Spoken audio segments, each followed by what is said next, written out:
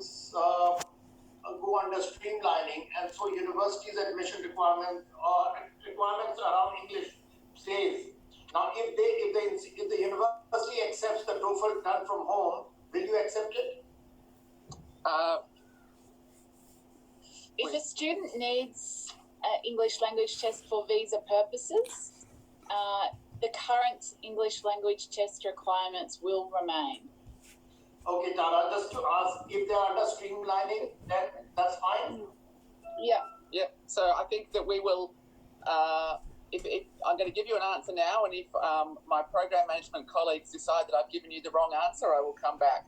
But we will accept the streamlined evidence level requirements in processing those visas. I think thanks a lot. That was very clear. It was also on the slides where it mentioned 75% of the students go under streamlining. So if it is under streamlining, then the university's English language requirement understand. If it changes, then we'll communicate back to you. Yes.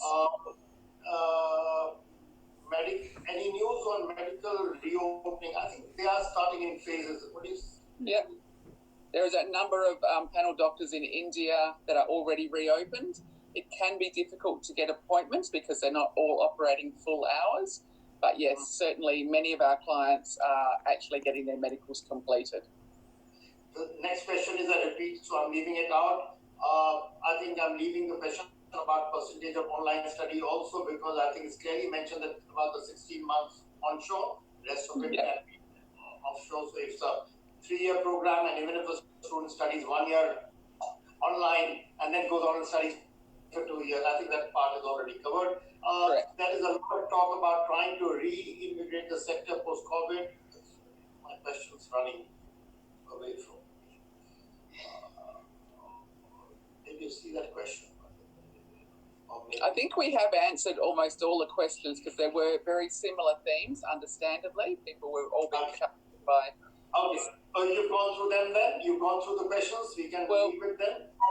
We did go through all the questions, and we tried to group them into topics, and we've attempted to address those through Tara's presentation and then through just my small follow-up. But if there is a particular question that people think we have not addressed, then again, very happy for them to channel that through you, and we can take that up. But I think you'll find that they're all very similar, as you'd expect and understand. Yeah, I mean, there's, Ravi, from the list that you gave me, there's probably just 1 or 2 that we haven't covered that I'm happy to do right now. Yeah, go ahead. So, I guess we had some questions in regard to other caseloads in South Asia. Will biometrics be waived off? The answer to that is no, where biometrics is required for a student visa for any nationality at the moment. That requirement stands. We also had a number of questions around whether there will be any changes to the SSVF policy model. The answer to that question is no. There are no plans to change that policy model. However, the department is considering how we address the impact of COVID-19 in the short term. And we'll provide further information on the September 2020 EL update in the coming weeks and months.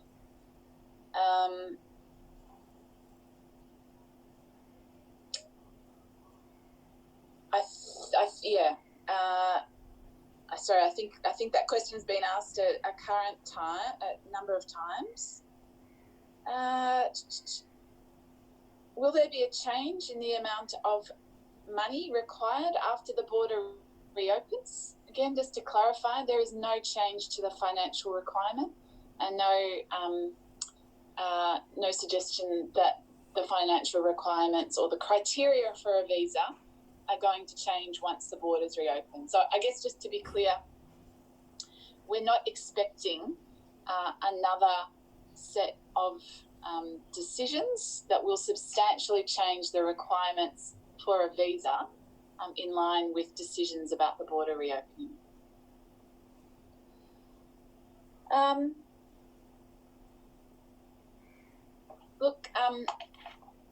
maybe just to, there was also a number of questions around support, financial support for students who are in Australia, whether universities might provide discounts on fees and ongoing financial support to students in Australia.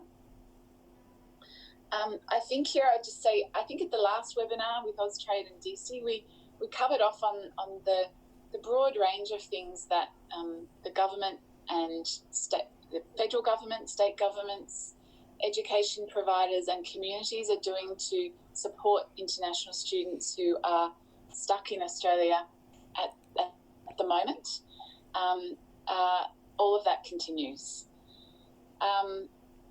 But going forward, I guess any questions about what universities may wish to do around their fee settings is not a visa question. It's probably better addressed by DC.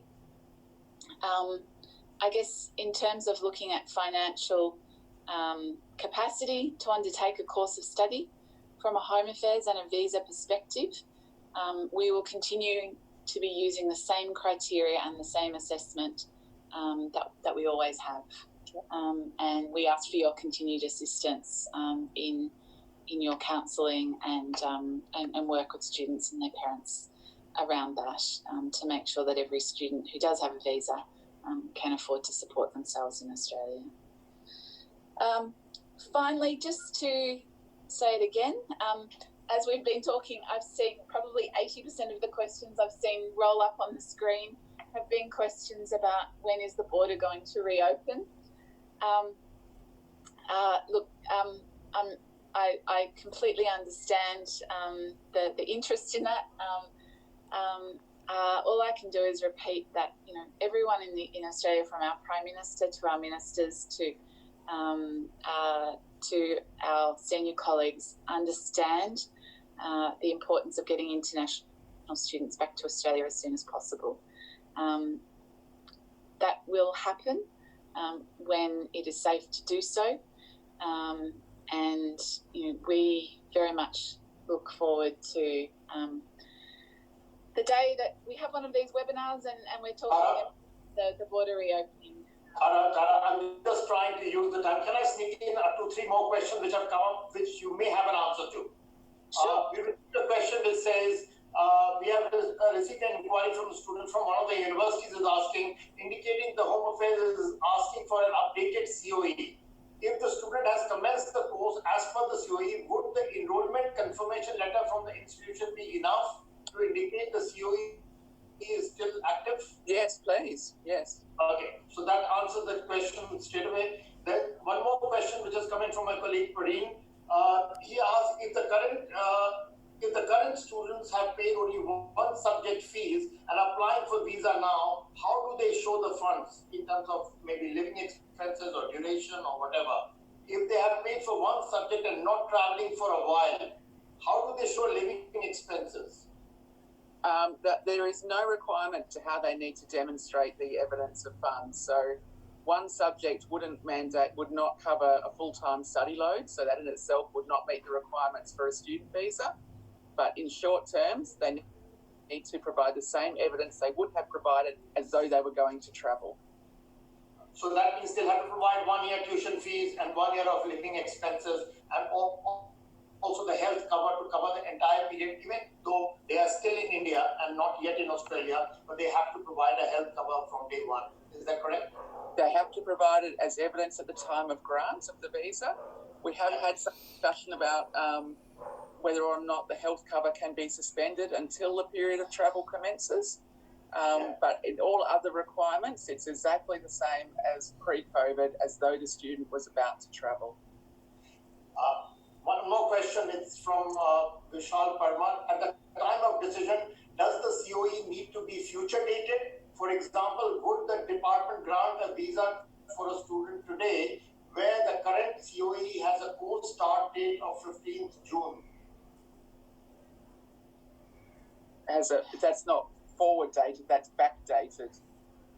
No, they're saying like, I didn't really really understand, but he is actually a former colleague of yours and works for an education provider. He'll probably know the technicalities more than me. It says, I'll repeat the question again. At the time of decision, does the COE need to be future dated? For example, would the department grant a visa to a student today because the student has already started the visa earlier, where the current COE has a start date of 15th June? Can the start date be made current? Or we'll let you answer the question later and send it back to us. Yeah. Ravi, our understanding is that, as I said, there's no retrospectivity associated with these measures. Right.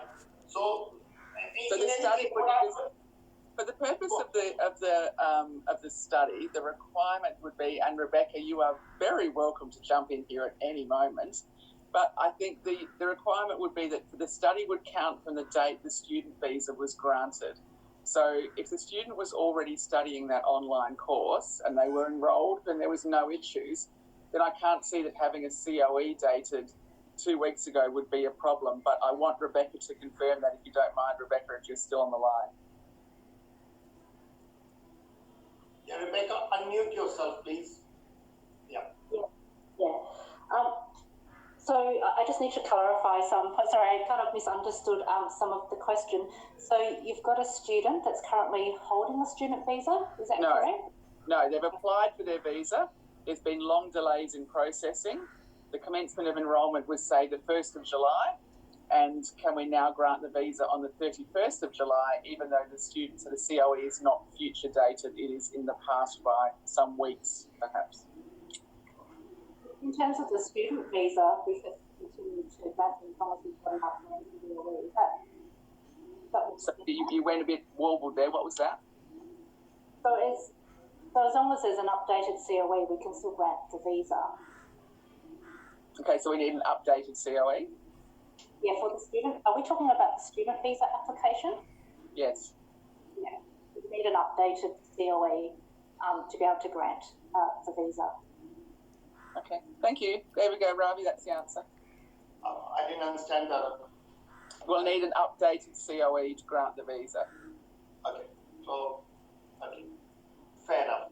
Maybe we'll put it on our FAQ and share some of these questions once again with you, and maybe we can have a final answer sent across. One last question before we start wrapping up, and this is a little bit, this again comes from our colleague at the TAFE Western Australia, Michael Ingram. Modi and Morrison had a productive meeting recently to discuss the many opportunities to collaborate. The former has outlined a great need for skills, which of course involves exploring offshore delivery in India, but it also involves Indian students skilling and upskilling overseas. Does Home Affairs acknowledge that there might be a bigger push to skill post-COVID-19 for countries like India, and will it be more pragmatic around the GPE and securing vocational visa? I think in summary, it is around TAFE sector and the vocational sector and the way GPE is conducted. Will there be a change or flexibility in the coming period? Sure. Yeah, so Ravi, I guess I would leave DC and Brett to talk about the policy measures that Prime Ministers Modi and Morrison discussed, which are, I think we all agree, extremely positive for the bilateral relationship and for Indian students. Yeah. In terms of the vet sector, our approach is going to continue to be an assessment of every single visa application on its merits, whether that's for the vet sector or whether that is for any other sector under the student visa policy. I think that's really all I can say. Yeah. Now, thanks a lot, Tara. I think we are getting very close to our 1 hour. But firstly, let me say thanks a lot to you, to Elizabeth, and also to Rebecca for taking the questions. We've got about 100 questions, out of which about 50 of them are repeats, but certainly there are about 30 or 40 which I'm going to request my colleague Rupesh to put it together and send it across to you. If there are questions which are worthy for a future FAQ, then probably in another few days we can get something from your end and then circulate it not just to the attendees of today's webinar, close to 700, but also to others in our network. So that's the first part of it. Rahul, you want to add anything before we? No, thank you very much, Ravi. I believe we have covered more than 80% of questions, and that has answered a lot of things, and it gives a lot of confidence to do the groundwork and reboot the Australian education sector. And I believe this webinar gives us all the vitamins what are required to build our immune system for the future work. So thank you very much to Tara, Elizabeth, Rebecca, of course, Ravi, you're in Sydney. Thank you very much with Rupesh based in Ahmedabad. Yeah, thanks a lot, everybody, and thanks a lot to all the attendees and participants of today's event.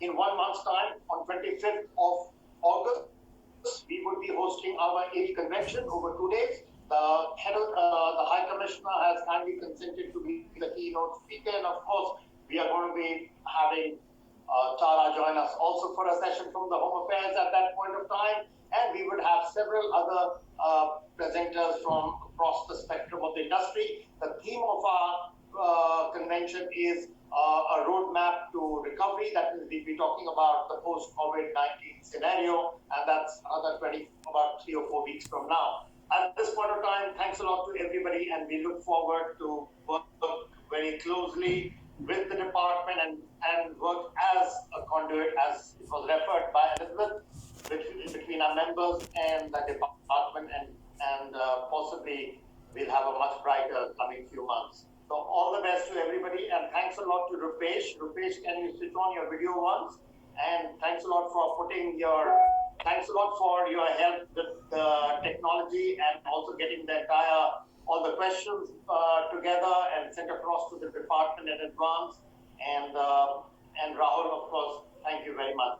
Rebecca, first time we have you on the ARI event, and we'll hope to see you more because I believe you're based in Perth and the visa processing will be partly done through the Perth office. Is that not correct, Tara? That is correct. Yes. Thank you for having me. Thank you to everybody. I think we can switch off now. All the best. Thank you very much. Thank you, Ravi. Thank you, Thanks, everyone. Bye.